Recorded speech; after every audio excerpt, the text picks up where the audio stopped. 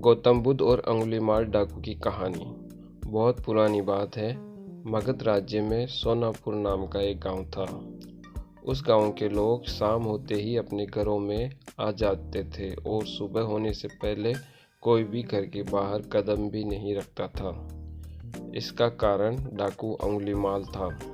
डाकू अंगुलीमाल मगध के जंगलों की गुफा में रहता था। वह लोगों को लूटता था और जान से भी मार देता था।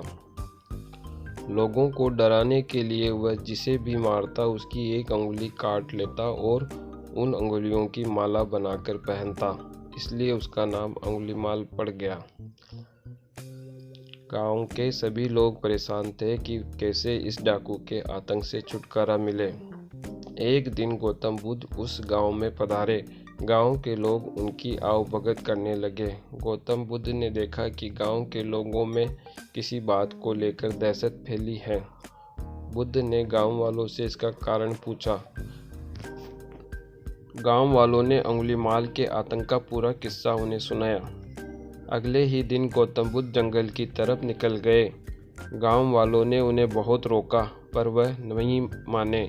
बुद्ध को आते देख अंगुलीमाल हाथों में तलवार लेकर खड़ा हो गया, पर बुद्ध उनकी गुफा के सामने से निकल गए। उन्होंने पलटकर भी नहीं देखा। अंगुलीमाल उनके पीछे दौड़ा, पर दिव्य प्रभाव के कारण वह बुद्ध को पकड़ नहीं पा रहा था। थक हार कर उसने कहा, रुको। बुद्ध रुक गए और मुस्कुराकर बोले, मैं तो कब का रुक गया, पर तुम कब ये हिंसा रोकोगे? अंगुलीमाल ने कहा, सन्यासी, तुम्हें मुझसे डर नहीं लगता? सारा मगध मुझसे डरता है। तुम्हारे पास जो भी माल है निकाल दो, वरना जान से हाथ धो बैठोगे।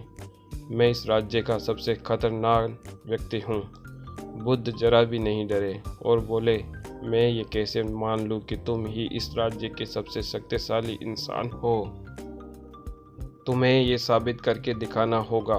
अंगुलीमाल बोला, बताओ कैसे साबित करना होगा? बुद्ध ने कहा, तुम उस पेड़ से पत्तियां तोड़कर लाओ। अंगुलीमाल ने कहा, बस इतनी सी बात, मैं तो पूरा पेड़ उखाड़ सकता हूँ। अंगुलीमाल ने 10 पत्तियां तोड़कर ला दी। बुद्ध ने कहा, अब इन पत्तियों को वापस पेड़ पर जाकर लगा दो। अंगुलीमाल ने हैरान होकर कहा, टूटे हुए पत्ते कभी वापस नहीं लगते। बुद्ध बोले, जब तुम इतनी छोटी सी चीज को वापस नहीं जोड़ सकते हो तो तुम सबसे शक्तिशाली कैसे हुए? यदि तुम किसी चीज को जोड़ नहीं सकते तो कम से कम उसे तोड़ो मत। यदि किसी के जीवन नहीं दे सकते तो उसे मृत्यु देने का तुम्हें कोई अधिकार नहीं। ये सुनकर अंगुलीमाल को अपनी गलती का एहसास हो गया। वह बुद्ध का शिष्य बन गया और उसी गांव में रहकर लोगों की सेवा करने लगा। आगे चलकर यही अंगुलीमाल बड़ा सन्यासी बना और अहिंसक का के नाम से प्रसिद्ध हुआ।